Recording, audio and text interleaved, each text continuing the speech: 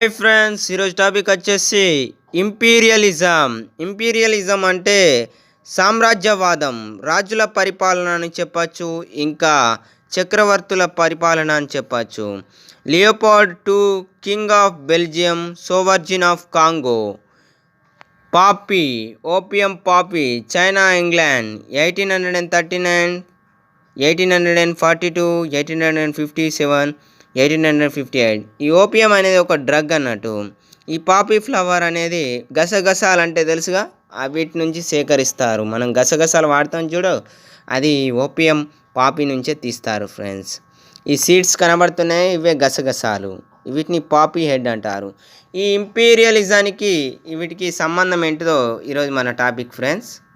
ఈ ఫ్యాక్టర్స్ వచ్చేసి చూడండి ఫ్రెండ్స్, ఇంపీరియలిజానికి సెర్చ్ ఆఫ్ రా మెటీరియల్స్ అంటే రా మెటీరియల్స్ని రాజుల కాలంలో చాలా వరకు దాన్ని శోధించేవారు. ఇంకా మార్కెట్ రంగాన్ని, ఇంకా పొలిటికల్ ఫ్యాక్టర్స్ని, నేషనల్ ప్రైడ్ని, పాపులేషన్ ఎక్స్పాన్షన్ని, ఇంకా క్రిస్టియానిటీని స్ప్రెడ్ చేయడం, ఇది ఇంపీరియలిజంలో ఫ్యాక్టర్స్. ఇంపీరియలిజంలో ఫామ్ అయినాయి ఎకనామికల్ ఎక్స్ప్లోయేషన్, రేషియల్ డామినేషన్, కల్చర్ ఎగిమోనీ. ఇంకా మెథడ్ ఆఫ్ ఇంపీరియలిజమ్స్ వచ్చేసి పీస్ఫుల్ ఉండేవి, ఫోర్స్ఫుల్ ఉండేవి. ఓపియం వార్ అంటే ఈ డ్రగ్స్ని చైనీస్లో ఆ కాలంలో వాడేవారు. Opium war 1, opium war 2 China England మధ్య జరిగింది. 1839, 1842, 1857, 1858. ఓపియం వార్ అనేది 1839, 1842లో జరిగింది. ఓపియం వార్ 2 అనేది 1857, 1858లో జరిగింది. Opium war. English East India company smuggled opium into China.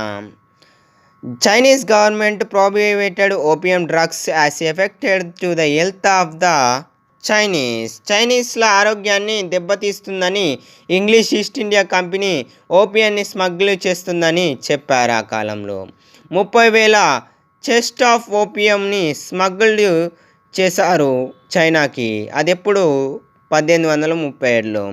Chinese government అనేది అప్పుడు ఎంతవరకు క్యాప్చర్ చేసిందంటే 20,000 చెస్టెస్ నుంచి ఓపియాన్ని డిస్ట్రాయ్ చేయడం జరిగింది. దీని రిజల్ట్ తోటి ఇది ఫేమస్ ఫస్ట్ ఓపియం వార్ అనేది 1839 నుంచి 1842కి దారితీసింది. China was defeated, surrendered Hong Kong to Great Britain. అలా చైనా ఓడిపోయి సరెండర్డ్గా హాంకాంగ్ అనేది గ్రేట్ బ్రిటన్కి దక్కడం జరిగింది. తర్వాత ఆల్గో French rivalry in Indian and Africa. ఈ rivalry in India, England and France committed with each other to establish their trading centre in India. They also committed to establish their political authority over Indian states. Develop the rivalry in the war of native princes in the కార్నాటిక్స్. The Britishers became the masters of Bengali and later of India. Rivalry in Africa. The French successfully competed with the British and colonized Algeria, West Africa and Morocco. Egypt came under the British control. Egypt అనేది British కంట్రోల్లోకి Egypt రావడం జరిగింది. తర్వాత French guards Senegal, Congo and Ivory Coast. Thus France gained the lion's share in the scramble for Africa. Wildman Baden was proposed Rudyard Kipling, English poet. It means that white man had a duty to civilize the backward brothers of colonies. White man's అనే వాళ్ళని civilisation, నాగరికతని వెనుకబడే విధంగా ఇంకా చేయడం జరిగింది. వాళ్ళని వాళ్ళని వెనుక చేయడం జరిగింది. అలా వైట్ మ్యాన్ అనేవాళ్ళు decided to spread their superior culture to the background colonies. They felt that the people in the background areas would enjoy the benefits of education, sanitation, and comforts of life with order and security. It was called the Wild Man burden. But also those statements conveniently pretexted justice to convert their imperialism సామ్రాజ్యవాద policy. ఆ విధంగా వాళ్ళ రాజ్యాన్ని వాళ్ళు పరిపాలించుకునేందుకు whites man burden అనేది తీసుకురావడం జరిగింది. White man's. ఇక ఇంపీరియలిజం అంటే సామ్రాజ్యవాదం అని చెప్పుకున్నాం. Europe countries for the colonies expansion. Imperialism was a mid 19th century, 19వ శతాబ్దం నుంచి మొదలైంది. The period after 1817 in the world history was known the age of imperialism. Imperialism causes tensions in the world and lead to devastating the world war. The opium war 2, opium war 1 అనేది 1800లో 39 నుంచి 1842 జరిగిందని చెప్పాను. Opium war 2 వచ్చేసి ఇక చూసుకుంటే 1857, 1858లో జరిగింది. ఇలా Chinese నుంచి చాలా వరకు ఈ ఓపియం అనేది చైనీస్లో ఓపియం అనేది అమ్మడం జరిగింది. ఆ విధంగా ఒక దేశానికి పడకుండా సామ్రాజ్యవాదం అనేది ఏర్పడింది. అలా ఇంపీరియలిజం వల్ల factors responsible rise the imperialism. సామ్రాజ్యవాదం వల్ల ఏర్పడినాయి. Modern industries require large quantity of raw materials, cotton, silk, rubber, vegetable oils, minerals అనే అభివృద్ధికి జారి తీసాయి. ఇంకా industries development Europe nations did not have enough of them.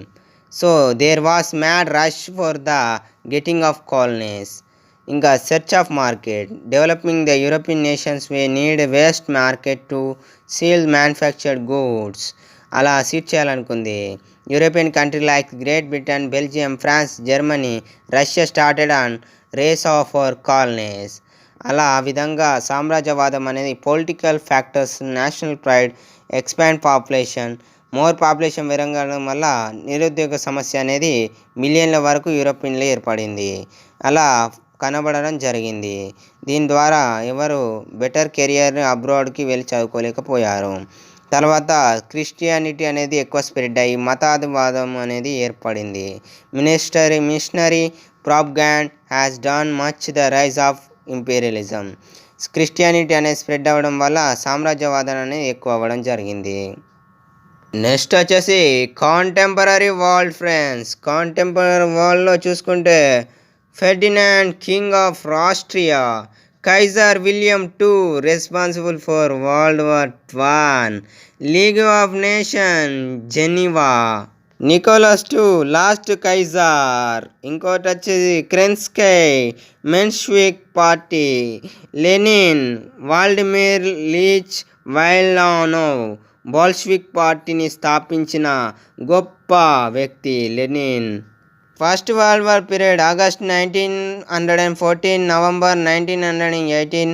Kaiser of Williams II అనేవాడు world war 1కి చాలా వరకు బాధ్యతలు తీసుకున్నాడు. తర్వాత చూసుకుంటే Versailles treaty, Germany victories June 1919. సౌస్ treaty, Turkey victories 1920. Result extensions of league of nations Geneva 1920. Founder Woodrow Wilson. ఇలా చూసుకుంటే చాలా వరకు ఒకప్పుడు వరల్డ్ వార్ 1లో ఒక రాజ్యానికి ఇంకో రాజ్యానికి దోచుకునేందుకు దేశాలుగా యుద్ధాలు జరిగాయి. అలా కొన్ని పార్టీలు కూడా జరగడం జరిగింది. Ruled by Alexander I, Alexander II, Nicholas II. Duma national assembly. Bolshevik party స్థాపించిన లెనిన్ 1903. మెన్షివిక్ పార్టీ క్రెన్స్కీ అంటారు. USSR union Soviets service Russia అనొచ్చు దీన్ని. USSR 1922లో స్టార్ట్ అయింది. Union socialistic Soviet republic 1922. అప్పుడు కంట్రీస్కి క్యాపిటల్గా వహించినాయి. Bosnia, Sarajevo, Austria, Vienna, Germany, Berlin, Belgium, Brussels, Russia, Moscow, China, Beijing, England, London, France, Paris, Italy, Rome. ఇది మీకు చాలా యూజ్ అవుతుంది. టేబుల్ చూడండి. ఈ టేబుల్ ద్వారా ఏ బ్యాటిల్ ఎప్పుడు జరిగింది, ఏ కంట్రీ తోటి, ఏ రిజల్ట్ ఏమైంది అది తెలుసుకోవడానికి టేబుల్ చాలా యూస్ అవుతుంది ఫ్రెండ్స్. చూడండి ఇక్కడ first world war, second Balkan war, ఇవన్నీ చూసుకుంటున్నారు కదా ఫ్రెండ్స్. ఇవి చాలా ఇంపార్టెంట్. ఇవి మనకు అప్పుడప్పుడు కొన్ని హిస్టారికల్ ఇన్ఫర్మేషన్ కోసం సేకరించవచ్చు వీటిని. ఇలా సీక్రెట్ అలయన్సెస్ అనేది ఫామ్ అయింది. Protect freedom from promoted trading companies నుంచి, ఇంకా దేశాల నుంచి. Austria Hungary signed a treaty was changed the dual alliances with Germany joined them in the way. Italy joined with Germany, Austria, Hungary. It was called triple alliances. Germany, Austria, Hungary కలిసిన దాన్ని triple alliances అంటారు. అది ఎప్పుడు జరిగింది? May 20, 1882. దీన్ని triple entity అంటారు. Entente అంటారు. Russia and France's made alliances in 1894. దీన్ని డాల్ ఇంటెంట్ అంటారు. ఇంకోటి వచ్చేసి right about Kaiser Williams II of Germany. Kaiser William II అనేవాడు 1882 1918 ఎంపైర్గా జర్మనీలో వహించాడు. Arrogant and ambitious. He wanted to make Germany to strongest power in the world. జర్మనీని ఒక స్ట్రాంగెస్ట్ కంట్రీగా చేయాలనుకున్నాడు. అలా aggressive policies made Russia, France, Britain against him. అలా 3 కంట్రీలు ఎగ్నెస్ట్ చేశాయి. వరల్డ్ వార్ I వచ్చింది. ఈ failed the whole and save the life. తర్వాత లెనిన్ అనే వ్యక్తి వచ్చాడు. లెనిన్ అనే వ్యక్తి చాలామందికి ఇన్స్పైర్గా నిలిచారు. పూర్తి పేరు వచ్చి లెనిన్ది వాల్డిమిర్ ఇలిచ్ లెనిన్. ఈయనది 1870 నుంచి 1924. అండర్ ఈస్ లీడర్షిప్ బోల్షిక్ అనేది ousted the Kerensky government in November 1917. He established a portrait government in Russia. He worked the policies made him popular leadership in Russia. తర్వాత క్రెన్సికీ అనేవాడు వచ్చాడు. Alexander Kerensky was leader the Menshevik party in Russia. Menshevik పార్టీని popular పొలిటికల్గా మార్చిన వ్యక్తి ఈ క్రెన్సికీ అనే వ్యక్తి. ఇతను దీనికోసం ఎన్నో రకాలుగా దీనికోసం కృషి చేశారు. దీన్ని ఎన్నో రకాల యుద్ధాలకు తీసుకుపోవడం జరిగింది. ఇంకోటి వచ్చేసి ILO international labour organisation is one of the organ league of nation. Headquarters of the organisation Geneva in Switzerland. ILO provide the good environment, labour, women, children. It strives safety, welfare, works, labours. ఇది friends ఇక్కడ వీళ్ళ గురించి. అలా world war I జరిగింది. తర్వాత యుద్ధాలు మొదలయ్యాయి. Bolshevik party గురించి రష్యన్ లెనిన్ గవర్నమెంట్ అనేది లెనిన్ స్థాపించిన బోల్షివిక్ పార్టీలో ల్యాండ్ ఆఫ్ ఫిజెంట్ అంటే work of the Bolshevik party దేనికోసం పనిచేసింది? Land of peasant, food to starving people అంటే పీపుల్స్ అంటే ప్రజలకు ఆహారం అన్ని విధాలుగా దొరకాలని. పవర్ టు సోవియట్ అంటే ప్రజలకు అన్ని విధాలుగా పవర్ ఉండాలని. Peace with Germany. Election for constitutional convention రాజ్యాంగ పరిపాలనలో ఇక్కడ ఎలక్షన్స్ జరగాలని. తర్వాత బాల్కన్ ఇష్యూస్ జరిగాయి. ఇది Serbs into Kingdom. Serbian wants to United all the Serbs into the Kingdom. Russian encourage the Serbian button. Austrian హంగేరియా opposed the Serbia. ఈ విధంగా ఈ బాల్కన్ ఇష్యూ అనేది జరిగింది. దాని ద్వారా వరల్డ్ వార్ అనేది దారికి తీసింది. Nationalism, love of pride in a one country. దాన్ని నేషనలిజం అంటారు, జాతి ప్రేమ అంటారు. ఈ నేషనలిజం అగ్రెసివ్ నేషనలిజం అంటే nationalism blindly influences the pride and organisation of the పీపుల్లో రెచ్చగొట్టేతనాన్ని పెంచేందుకు అగ్రెసివ్ నేషనలిజం అనేది ఏర్పడడం జరిగింది. దీని ద్వారా తిరుగుబాటు అనేది జరిగింది, ఒకరికొకరు చంపుకోవడం జరిగింది. Japan invaded Manchuria in the year 1904-1905. In Russian Blood Sunday took place on 1935. The honorable conclusion. The Russian leader who advocated the continuation of the war, Russia spreading the honorable conclusion, Kerensky. ఇది European map 1940 politic division చూడొచ్చు మనం ఇక్కడ చూసుకుంటే. Russia, Moscow, Turkey,